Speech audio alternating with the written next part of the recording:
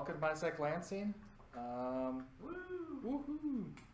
Cool.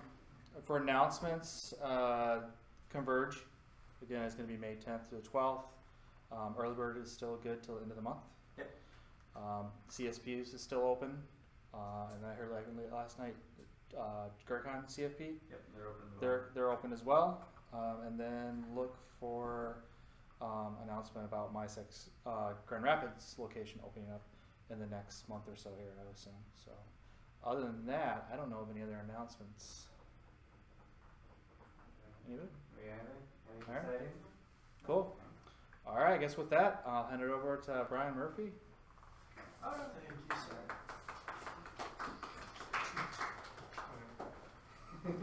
Golf clap. Yeah. You should have passed out a microphone. Make it sound like more people are here on Valentine's Day. Yeah. So I'll start by thanking you all for showing up on Valentine's Day. And follow that with the views expressed in this presentation do not reflect that of my employer, past, present, or future. We're kind of already off to a bad start because there are a couple things that are misleading in the title. A couple of the rants might be completely incoherent, so the semi-coherent might not be true. And also I looked up on Google, over the hill is 50, and I'm only 39, so that's not quite accurate left. So I am an incident response and forensics guy, and I will be rambling. So we got like 50%, best you can hope for. So my name is Bryan Murphy. I'm at IRQ13 on Twitter. Downgrade.org is my blog, and I have a lot of certs. My boss is a pretty smart guy, and the other day he told me that you can tell, usually by the second slide, which is the About Me slide, how good a presentation is going to be, and that's where the speaker will either breeze right past it and get into the meat of the presentation, or they'll just kind of dwell on it and you know, try to make it about the presenter and how smart the presenter is. That's not the case here, but I am spending a lot of time on this slide because I want to just point out that the type of presentation I'm going to be giving here is mostly about my life experiences, what I've learned throughout my career, and just because of that fact, it kind of falls into the About Me category. So if you've heard that rule, disregard it with this presentation. So I got my start with computers when I was 14. That was back in '92. A friend of mine was a hacker on BBSs, and he showed me BBSs, and I thought they were cool. And then he showed me how to hack one, and completely flipped out the system operator. He dropped a shell, a DOS shell from the BBS, and then the sysop pulled him into chat and was like, "What the hell are you doing? You're on my shell." And just like that guy's reaction just stayed with me, and I'm like, you gotta teach me. This is why I'm going to learn computers. So I learned computers to hack. I was learning to type as I was learning to hack.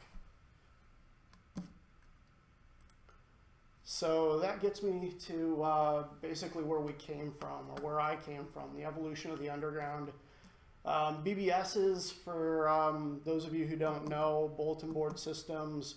Basically, on your home computer, you've got a modem, uses the phone line, and it's going to monopolize that phone line. So you've either got to have a secondary phone line, or you only offer your BBS from like 10 p.m. until 6 in the morning when your parents are asleep. Users call in one at a time because it's, you know, basically a single phone line. You log in, you do your message responses, you download your files, you play your door games or whatever, and then you log off, and then the next user logs in and does the same thing, responding to the messages that hopefully you just left. And the underground in the BBS, well, so most of the BBSs were pretty timid. It was just, you know, where people started to use computers to socialize. But the underground kind of formed there with the HPAVC scene. And that was hacking, freaking, anarchy, viri, and cracking. And sometimes you'll see a /W at the end for wares. So basically, they used to call it elite access. And once you've been on a BBS long enough, you could message the sysop and say, hey, I want elite access. And at that point, he'll say, hey, you seem pretty cool, I'll give it to you. And then you've got access to extra message boards and extra file bases that contain all the good stuff.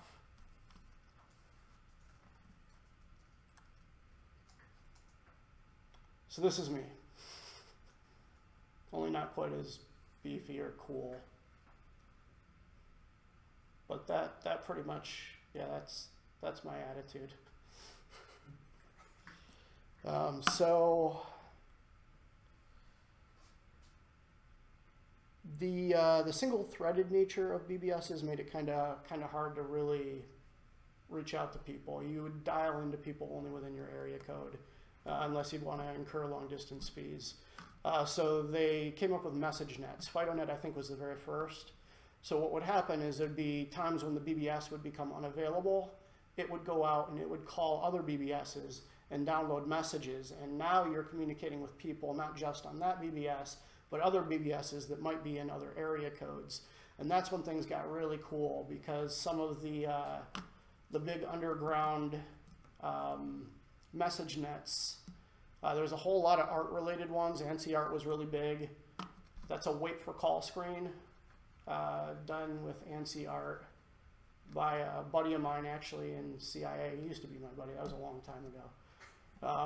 But yeah, that's a wait for call screen. So as nobody's calling your BBS, this is what's on your screen, and you can get to settings and see how many people have called that day and stuff like that. But basically, the art scene was huge, and then the underground scene, HPAVCI, became big. And one of the big networks was Cybercrime International.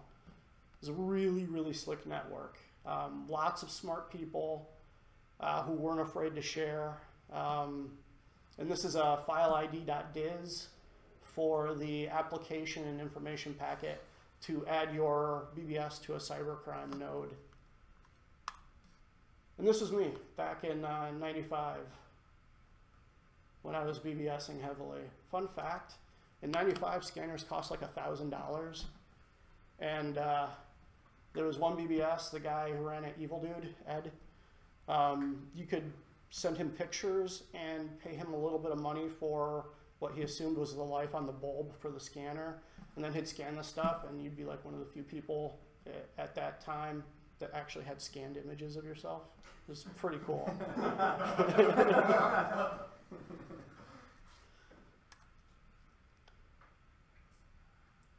So that leads to top sites. Top sites was kind of an interesting evolution. Top sites are gigantic FTP sites. I mean, huge FTP sites. Gigantic pipes, lots and lots and lots of transferability. If you were able to actually put together a hardware, the hardware, and have sufficient pipes and couldn't get caught, people would actually send you hard drives. Not me, send me hard drives, but a friend of mine that I knew.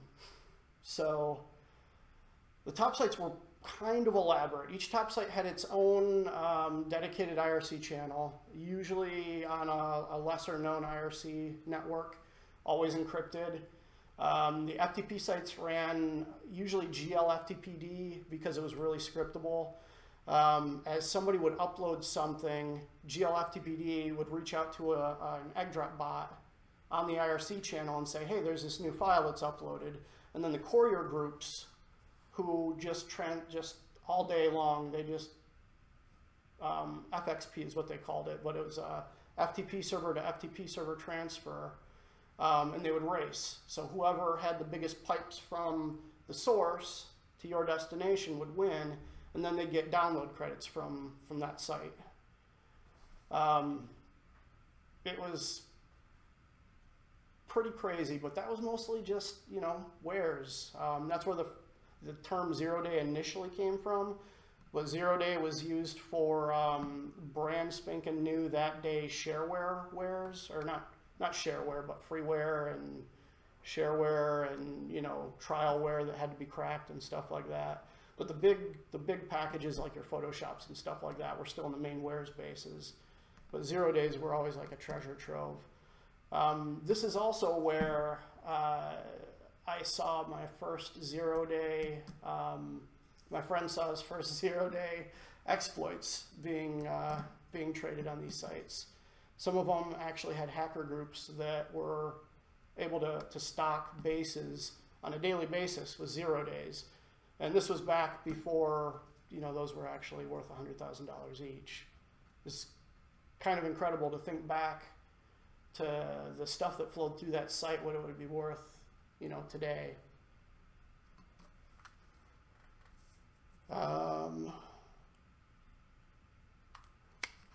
So that brings us to today. Today, basically, they being hackers, threat actors, cyber criminals, whatever you want to call them, 4chan, 8chan, still to some extent the IRC, and the deep web and hidden services.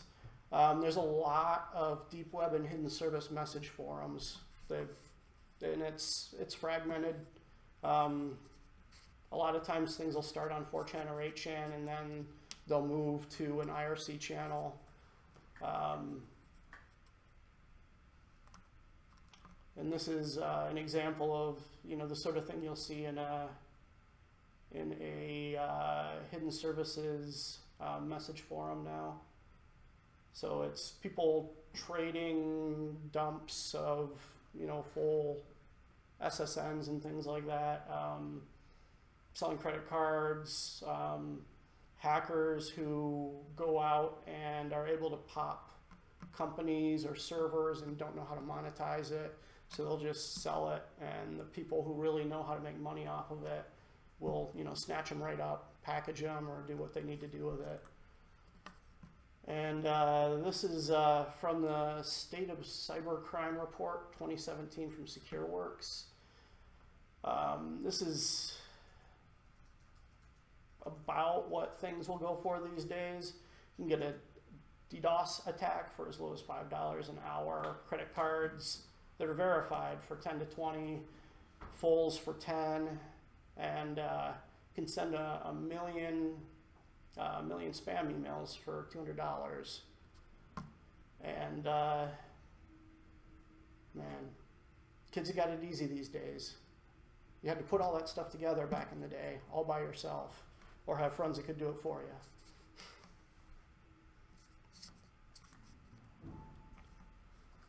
So now that we've talked about what the threat landscape looks like, these are my rules for how to deal with it. Rule number one is always, always, always stay calm. Usually in a shit hits the fan sort of incident response scenario, everybody's going to be freaking out. And if your incident responders or your incident response manager are also freaking out, it really doesn't, it sets a bad example. You got to kind of try and transfer your calm to everyone around you. Otherwise, things will escalate quickly, and it's not good for anybody. That being said, it's not always easy, because there's an analogy that I heard and I like to steal and reuse about IT and information security in general. If it were a medical profession, it would be, say, a pediatrician comparatively, and then IR is like an emergency room trauma surgeon. It's just on the scale of, you know, stress. It's a lot of fun, but it's not something you want to get into unless you're really sure it's what you want to do and you're sure you can deal with extreme levels of stress for extended periods of time. Document everything. The rule I always use is if you didn't document it, you didn't do it. And the FBI, when you're sharing your stuff with them, will basically say the same thing. There's nothing worse than dealing with law enforcement and having to start shuffling through handwritten notes because your official, case repository has left out a detail. So document everything, especially if it is an important breakthrough that you made. It is interacting with the suspect system, anything that might leave a log, leave any evidence that you've touched it on that suspect system. Document everything. Protect the integrity of the evidence, that goes without saying. That's generally, if you've got good procedures, pretty straightforward. Every so often you'll get yourself into a really strange situation where that becomes stressful. There's one case that I worked a long time ago where I went in to investigate an incident that had just happened at a site that we contracted stuff out to. It was web development that we contracted out. So I went to the data center. I had spent at this point, I think, 6 months in management, and my incident response guy was on his honeymoon.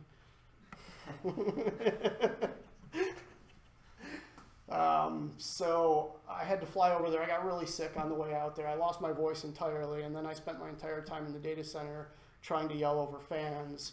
But they'd hired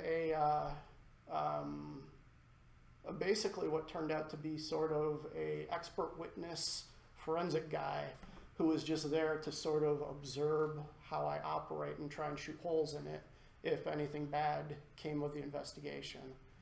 I actually slept with the evidence drive under my pillow at the hotel. That's how sure I was that they were up to no good.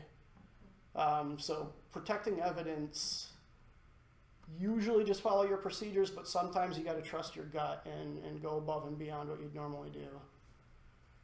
Always look for more data. If you've used a single source of data and you think you've got things pretty well proven, wrapped up, always look for something to corroborate. If you've got multiple sources of data that point to the same conclusion you've drawn, way better, always better. Focus on the facts. So a lot of times early on in an investigation, it's easy to sort of paint a picture of what happened or who did what or why they may have done it. Try and put all that aside until you've actually managed to gather all of the facts, all of the evidence, and analyzed it. Because if you don't focus on the facts and you're starting to form these assumptions, the assumptions will start to cloud the direction that your investigation takes and may lead you down wrong paths, and you may not even want to accept once your initial assertions have been disproved that the evidence is true and you're wrong. And it's an evidence bias that's hard to overcome. Never tip your hand. So I was working an investigation. I guess I have to give this one away, but I don't have to give any details. I was working an investigation when I was at the DoD. We had really, really, really high skill incident responders on site that DISA sent out. It's our Incident Rapid Response Team. These guys were amazing, but a couple of the guys were a little junior. And one of them said that we know that this IP is on this network, and he said, well, how did you figure that out? And he says, well, I whoised and pinged them. And the team lead looked at him and said, you pinged a potential threat actor Chinese IP from a DoD network. Well, that was embarrassing. And yeah, never tip your hand. Make assertions, not assumptions. So as the evidence is starting to point to certain things, you can kind of start to see, in a lot of cases it's clear what happened, who done it. But you don't want to assume that that's what's happening. So what you do instead is you come up with scientifically testable ways to prove or disprove what it is that you're assuming. So you're not assuming at that point, you're asserting, and you're proving your assertion through testing. So, you know, our theory is X. Well, let's come up with ways we can analyze the data to prove X, and ways we can analyze the data to disprove X. And then once you've done your analysis, you've either proved or disproved your initial theory, or, you know, and if you disproved, you move on to your other theories. And always look for the simple explanation. It is not always going to be super uber elite nation state hackers using 0 days and pivoting all over the place, hiding their tracks, and it's usually just some dumb kid. So always look at the saying, this is Hanlon's razor, and I love this. Never attribute to malice that which can adequately be explained by stupidity. It's usually a sysadmin who screwed up, honestly. 9 out of 10 times a sysadmin screwed up. So then I was working at the help desk, really like right after high school. And it's just, having done this for so long, it's so strange to see this sort of stuff come about, but nothing changes. When I was working the help desk, I was the virus expert.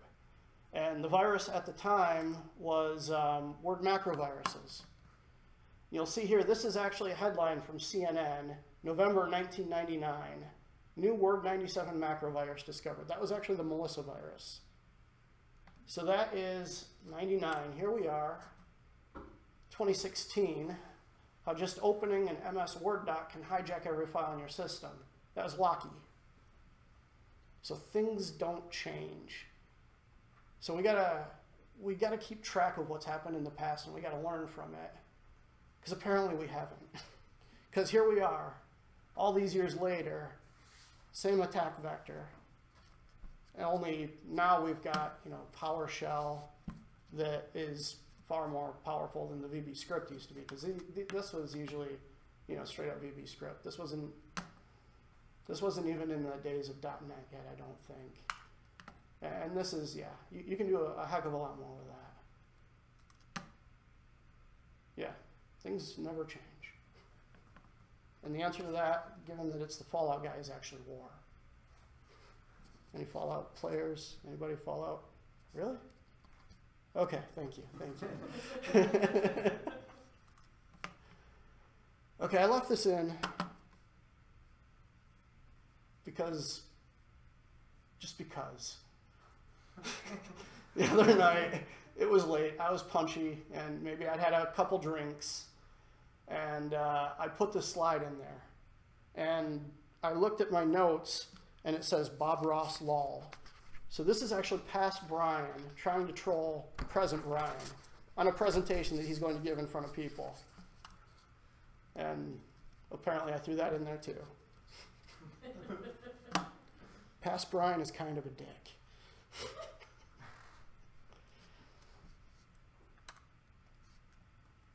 So, another little piece of wisdom I've got is audits are a good thing.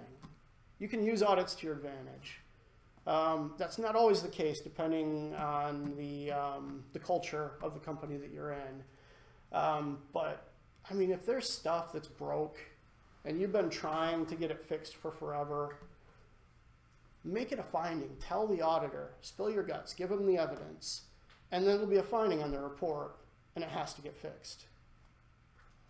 This is a really, again, this is my view. This is a controversial sort of stance to take, and it doesn't fly in a lot of organizations. But I mean, if you've assessed a control and that control is non-compliant, then don't try and sort of paper whip your way through it or bolster your answer in a way that bends reality to make your lack of compliance okay. Make it right. These controls are there for a reason, and they're usually a minimum baseline. I mean, if you're being audited against any any control framework, be it PCI, any of the NIST stuff. I mean, it's a minimum baseline. You should be exceeding that. So if there's a non-compliant control there, it should be addressed. And if it's not because of business requirements, that's fine.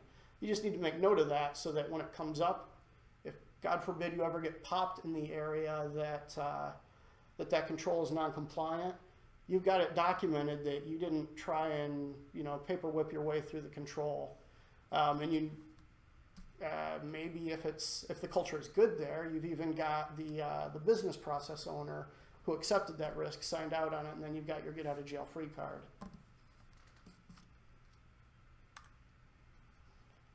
This one I didn't put a meme on it because I don't want to detract from the importance of this statement. This is how I've conducted myself throughout my information security career. A lot of times there will be really, really difficult choices to make. Lots of different paths that you could take on a given choice. You will never go wrong if you're an information security professional making your decision based on risk. Always go with what is going to introduce the least risk, or better yet, what's going to reduce the risk. This is where in the notes I actually had that I would talk about how to calculate risk, and maybe for those of you going for the CISSP, you've got your annual rate of occurrence times the single lost expectancy equals your annualized lost expectancy. So it's a super, super simple formula. You can't always get your annual rate of occurrence. Sometimes insurance companies are getting better at this, and with cyber insurance becoming big, you can maybe query a cyber insurance provider to get numbers in your industry for average annual rate of occurrence for certain risk types. You can, if you've built up a full year's worth of statistical data in your incident tracking system, you can go there. Yeah, sometimes it's easy, sometimes it's hard, depending on the type of risk you're trying to calculate. And then you look at the single lost expectancy. So if it happened once last year, but it cost, $500,000, then your annual loss expectancy is going to be $5,000. But say the control to fix it only costs like $2,000, you're going to want to do that because, if that's a one-time fee, it's less than the cost of a single occurrence. The occurrence has been proven at least once annually. It's a good choice. And this is why I try not to dwell on the CISSP type material in presentations, because it's boring. But it's good stuff to know. I mean, when you guys do the CISSP, or if you have already, the risk chapter, spend a lot of time on that. That's good stuff. So I wanted to talk a little bit about working for the government. So there are basically two ways to work for the government. You can be a contractor, or you can be a straight up govie. Contracting pays a lot better. And it's a lot easier to get in as a contractor. That being said, it's not horribly stable. My only foray into being a defense contractor lasted 6 months. During the interview process, I asked how good the contract is. They said, yep, absolutely rock solid, stable contract. Been here for forever, it'll be here for forever. And my first day, my supervisor says, I heard the contract isn't getting renewed. You better update your resume. My first day. That's nice. Yeah, that was awesome.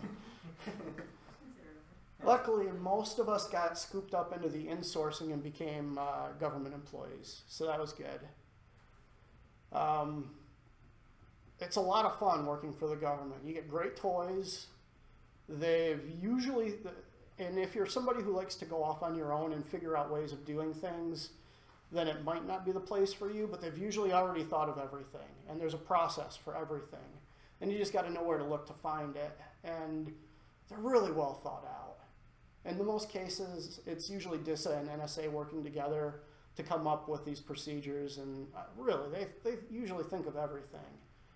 I mean, if you guys haven't heard of STIGs, the Secure Technical Implementation Guides, they've got one for just about every technology that's out there. So it tells you how to harden to NSA, DISA standards, Windows, Macintosh, Windows Server, Linux, I mean, everything. It is, the STIG site is a great resource. But to get in as a contractor, you got to go to clearancejobs.com. To get in as a govie, you go to usajobs.com. There are big swings. We used to call it the pendulum swing, where it would go from everybody wanting to insource to everybody wanting to outsource, and that's usually based on whether or not a Republican or a Democrat are in office. The Republicans will say small government, so they'll try to reduce the government employee footprint, but what they're really doing is just shifting that over to the contractor side. So the size of the government never changes. It's always the same. And it's just a difference of whether or not they're straight up government employees or they're contract employees doing the same jobs. So you've got to kind of watch for that pendulum swing and try and insulate yourself by making yourself indispensable. Is there anything else I had to say about government? Yeah, about being exposed to different things. I mean, there's incredible technologies there, technologies that I won't get into and probably can't. You get great toys, really good toys. You get insider information on all the cool stuff that's going on. When you hear on the news, they're like, yeah, all the journalists believe that such and such threat is attributed to China or North Korea, and it's like, I can go down to the SIPR right now and I can read on Intellipedia and know for sure. I mean, it's awesome. It gives you the ability to do things that you probably wouldn't be able to do under working in a normal business environment. Towards the end, when I was at the DoD, there was 1 week where Monday I was working on setting up for Operation United Assistance, a DoD network connection through a CIA circuit and an embassy in Africa, because there is no DoD presence in that area. And the .gov rules and the .mil rules are always different. And .gov is like, if you decide to go government, try to go .mil. They really know what they're doing compared to .gov. But it was, you're juggling all of these regulations, trying to compare, apples and cars and trying to make them fit. And ultimately, at some point, you just got to kind of make a decision. It's for Ebola, and there's people dying. Let's accept a little bit of risk. Now later that week, I was. Let's not talk about what I was doing later that week. Never mind. So this is important. Don't always assume that the bad guys are ahead of us. If you're a blue teamer, it's always said that the bad guys need to find one way in, and we have to find every single way in and protect it. And while that's true to some extent, it's not as bad as we always try to make it sound. If you've got your stuff together, this is the kill chain, copyright Lockheed Martin. So basically, under recon, weaponization, and delivery, the bad guys are at a huge advantage. But if you've got your stuff together, as far as monitoring goes, from that point on, every single action that a threat actor would take should throw up some sort of alert. And if they make it multiple layers through the kill chain, they should have thrown up multiple alerts that you can correlate and paint a picture. It's kind of hard to read, but it's recon, weaponization, delivery, exploitation, installation, command and control, and then whatever they wanted to do, exfil or mine bitcoins on your server or whatever they're after. Today it's Bitcoin. Yeah, today it's Bitcoin. And honestly, I'll take that any day over ransomware. Or, yeah, I'm cool with losing a couple cycles and then kicking them off. So that brings me to opportunistic attacks. So for those of you that work in incident response, have you ever noticed that like Friday at 4:30 an incident always happens? I don't think that's by happenstance. I think they plan that, and I hate them for it. But opportunistic attacks are kind of important. If you're in an area of business where there's mergers and acquisitions happening, that's a nightmare. Mergers and acquisitions, there are gigantic holes in firewalls being punched for the company that's being acquired into yours and vice versa. There's ill-advised Active Directory trusts being established. I mean, and beyond that, there's just sheer and utter chaos. Hackers look for when companies are taking part in a merger or acquisition, and they seize that opportunity to capitalize on the chaos and just do what they need to do. Because, again, if you got your stuff together, you know what normal looks like. We've just turned your normal completely on its head with this new, network that we attached and this new Active Directory that we attached. So even if you're on the ball, your normal is no longer normal. You're re-baselining your normal at this point. Holidays are another one. I worked at a large hosting company quite a few years ago, and I wanted the night shift, so I took the night shift. I was the only person working in the data center that night, Christmas. It's Christmas night. So I was working, doing my thing, and all of a sudden, the IDS told me that there was C2 traffic from one of our servers via our IRC. So at this point, for whatever reason, the Portuguese were really big into attacking web servers. So I started to learn a little bit of Portuguese so I can read their comments, because they didn't even obfuscate their code back then. It was awesome. I mean, the worst you had to do is like Google Translate or learn Portuguese. So I figured out what the C2 script did and what this particular server was logging into the command and control for.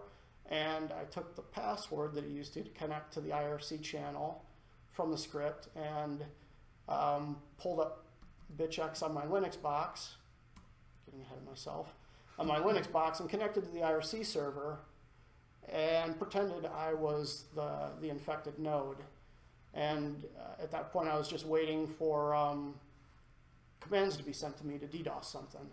And I started whoising everybody on that IRC, the C2 channel, and figuring out all the other nodes that were in my data center that were infected. So I took that and wrote it all down and then just visited a whole lot of servers that night. And that's how I spent Christmas. It's actually a blast. I loved it. It was really fun. But yeah, opportunistic attacks. Yeah, holidays, merger and acquisition. Sometimes they'll do smoke screens where they'll do, they'll use a DDoS as sort of a cover for them actually doing, some sort of infiltration. And it kind of just ends at that point. I didn't really wrap it up. But with that, Does anybody have any questions? I really should have spun down or did like a parting slide. Any questions at all? What are some of your favorite IR tools? So on the forensic side, I am an FTK guy. I cannot stand NKs. That's gross too. Yeah.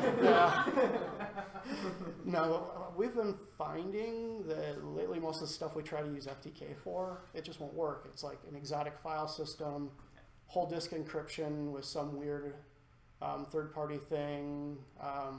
We've been using SIFT a lot, the SANS SIFT workstation. Have you tried X-Ways yet? No, I haven't. It's wonderful.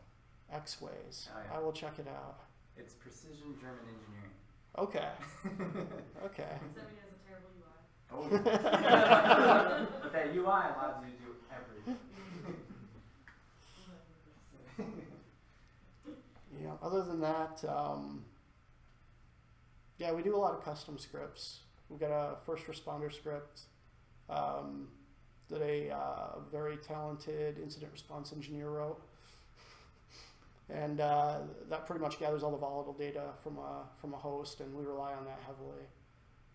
It gets in, it gets out, it pulls down all the stuff that you need, including memory dump if we want it to, and then we just parse it. Yeah, a lot of custom tools, FTK for forensics. Beyond that, just the normal stuff. Cool. Yeah. Any other questions? What's the biggest incident that you've ever worked? Like, how many days did it go on? Ooh, how many days? Huh. The days. I think probably. Oh yeah. Maybe the dermo thing.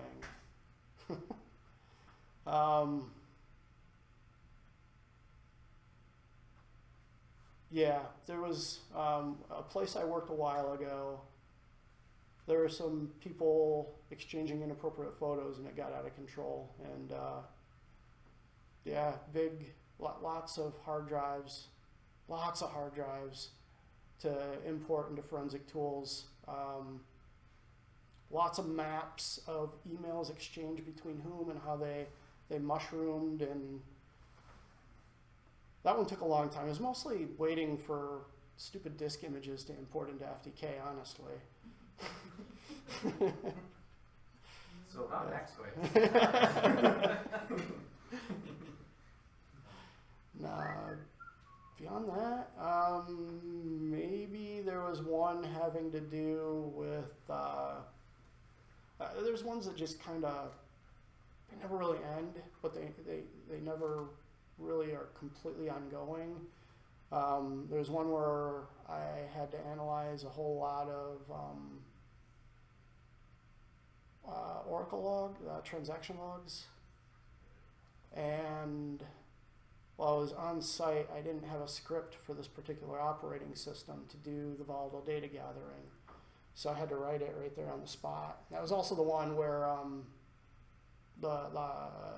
what I refer to as the hostile contractor was there that I had to fly out for, so I had to hide the fact that I was writing the script right there in the conference room, getting ready to go into the data center. Always be prepared. Always be prepared. That's another one. Even if you don't think you have an operating system in your environment, might not be a bad idea to write a first responder script for it, just in case. You never know. Yeah. Any other questions? Yes? When you say it's high stress, do you mean, is it more like that kind of, like EMS, like there's some waiting around for things to happen or like law to happen, or is it just all ER all the time? So Good question. yeah, it depends on the environment you're working in. I found corporate is a lot worse at this. A lot of times in the corporate environment, people believe that the outcome of an incident is going to have a direct impact on their performance review, that sort of thing. So you'll have upper management sort of staring over your shoulder as you run an entire incident, which could take, days, weeks.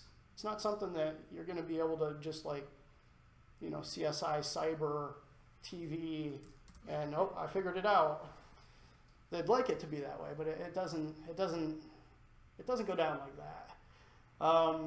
Then there's in some cases, there's sort of a human aspect tied to it.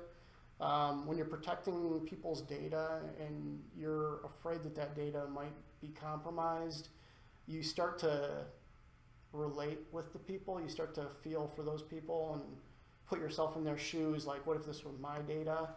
And that adds an extra little level of stress onto it.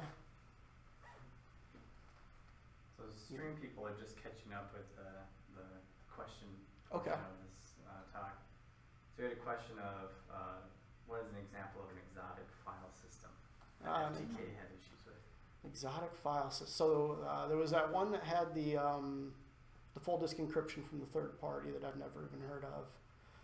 And then there was one that is used in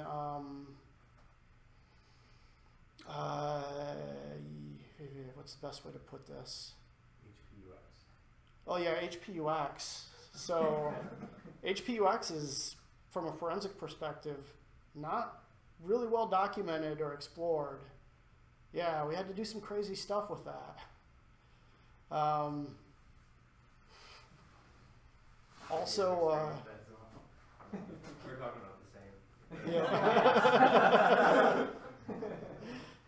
Yeah, and then there's the one that was most recent is it was an appliance, an internet appliance, solely for recording video. So the file system was one that none of the forensic tools recognized. I don't remember what it was, but it was made for this type of application. Super low latency, high performance type stuff for real-time HD video being written to it. And then beyond that, all the files that I had to carve out were the raw video format. So it's like H.29 or something. I can't remember. But there's no discernible file headers for those either, and you can't tell where they end. So that was a treat.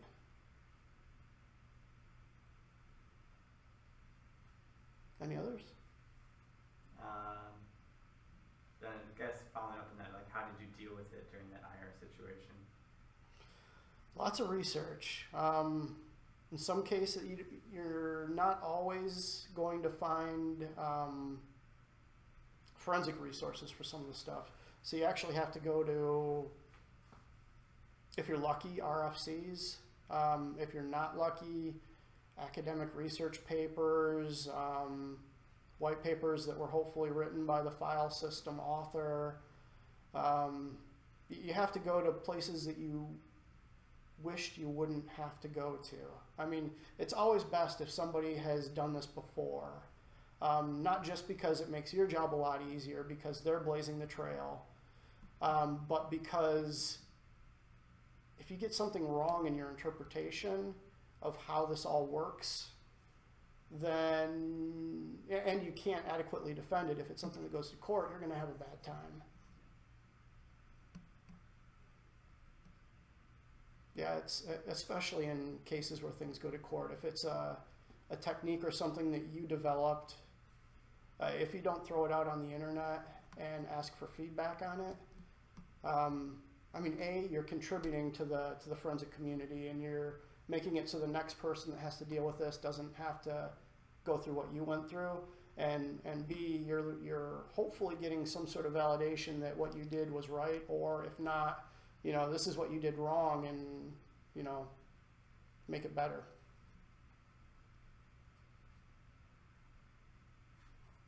Any other questions? Yeah. Any horror stories from doing IR on like development boxes or development environments? So no matter what they tell you, and in a development environment, they are always using production data. No matter what they tell you. So there are real social security numbers, credit cards, whatever, in your dev environment. They lie if they say otherwise. So keep that in mind. So normally you'd like to try and brush off the dev environments and say that this isn't, you know, super important. We'll just blow away the box and rebuild it. But you don't always have that privilege because there, you know, is real sensitive data on it. So yeah, because of the way developers use and abuse boxes, a lot of times the developers themselves have admin in the dev regions. And I understand that, that's to get their job done, but as they're trying to do things, they're just kind of doing it, trying to make it work. And they don't always know which thing they did made it work to be able to document it so that it can be done in the next higher region without their intervention. And it makes it suck. But yeah, there's, trying to think of any particular specific dev incidents. I actually can't think of any. Yeah, usually dev is kind of like, you know, enclaved off within your network, and only the developers and maybe testers have access to it. But usually you've got a middle or multiple middle regions where the testers go, so even they don't need access. So hopefully dev is protected enough, because it's going to have unstable and exploitable code pretty much all the time. So it should be enclaved off. Do you find that most people audit their dev environments? Is probably not as heavy. No, most people don't. Do they even go by the same security standards when they build those dev boxes? No. Just make it You work. have your security monitoring tools on them? No. Do you go after them with vengeance? Yes. Do you have test accounts with, you know, very simple passwords? Test is test. Yep. Test, yep. Yeah. Yep. And of course it's shared. Yeah. You never bridge it to the outside, you know, directly to the internet, because that's what's needed for that test environment. No, they're gonna do that. Well, it's not a valid. But you have remote developers. The whole internet, Right. like, Mhm. It has to connect to the cloud, and the dev environment needs to be bridged, so just bridge it straight you can outside. test it for Yeah. a while, and log in the VPN. Oh my god, so much effort. Yeah, and that's something. I mean, if you're relying heavily on cloud and you know, web services and API calls, I mean, there's some outside connectivity, and hopefully it's limited just to that. But things get out. Yeah, they always do. Yeah, and I'm not sure. You know, like you said, the detection controls are usually not the same as production networks. So I might not have done anything memorable in a dev environment just because we didn't detect it. Could be. You know. Log it, it never happened. Yeah. Yeah. Have you any investigations on mobile devices and responses on that? So we started- Challenges, with those that. Yeah. So we started playing with mobile forensics just recently. It's not something that had come up much in my past. Dude, Apple iPhones are tough. I mean, in a lot of cases, if you can't get them to give you their unlock password or get them to thumbprint or whatever, then in some cases it almost seems like you need their iCloud password. I mean, Is there ways to get around that with being MDM managed corporate devices? Or So is there still a lot of MDM challenges with, because Apple ID is still locked to that user? Yeah, so some organizations set it up so that the MDM only allows the organizational Apple ID to connect to the iTunes App Store. If they're using their own, like if you work at a company that they allow you to use your own, it makes it a little more difficult. It gets a lot more legal quickly. Yes, it does. Yeah. You just got subpoena for your phone. Yeah. Yeah, and Then it gets really questionable, you know, can I ask you for your password, and do you provide it? Don't ever put Yeah. MDM on the phone you purchased either, 'cause yeah, it's not really yours. They exactly. nuke it. Yeah, the agency I was working for at the DoD was looking to do a bring your own device sort of thing. Yeah, and all the security guys were like, "Are you kidding me?" So we started, you know, talking about it, and it came down to it was pretty simple actually. It could be allowed if we could find a way to have the user sign something that says, if a classified document ever accidentally got spilled onto your device, we have the right to take it from you and destroy it. I mean, you paid for this device, but because on a DoD network, you run the risk of having a classified document spilled into the unclassed network. It's just not something that, and yeah, most of the agencies were going through the same thing, and they decided the same, you know, when it came to how do you deal with a spill. And I think that's where it left off. I've been out for a while, but last I heard, they weren't pursuing bring your own device anymore. Any other questions? Awesome, awesome. So how did I do? Oh my God, I actually did fill an hour. Awesome. Thank you very much. Yep, thank you.